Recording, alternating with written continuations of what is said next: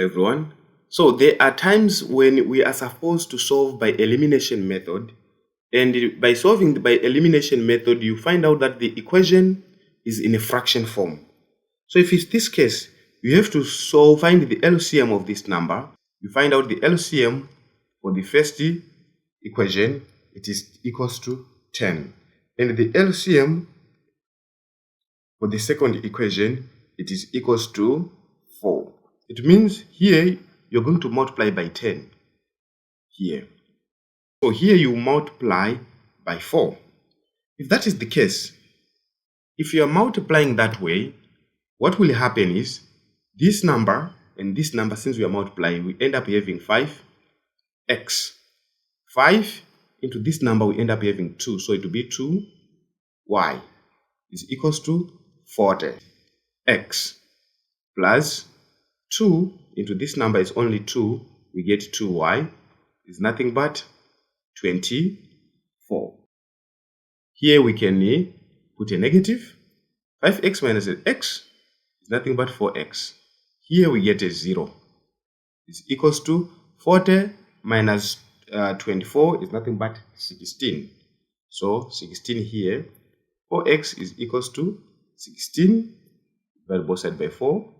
By 4. We get nothing but 4. So x is equals to 4. What of the value of y? So what you do on this simultaneous equation, here you multiply by 1, here you multiply by 5. So that you will get nothing but 5x plus 2y is equals to 40. 5 times the x, you get 5x. 5 times 2, we get plus 10y is equals to 120. After getting 120, you solve by elimination method. It means coefficient in this variable can be eliminated to 0. 2y minus 10, you get nothing but a negative 8y equals to negative 80. So negative 8y is nothing but negative 80. We divide both sides by negative 8 by negative 8. We cancel here and we cancel also these negatives. So our answer is nothing but a positive 10.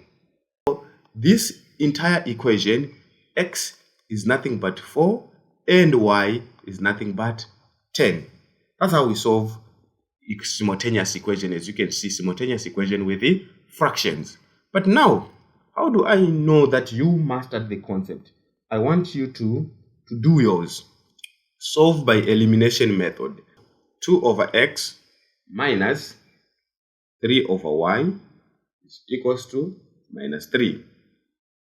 And 1 over x plus 6 over y is equals to 1.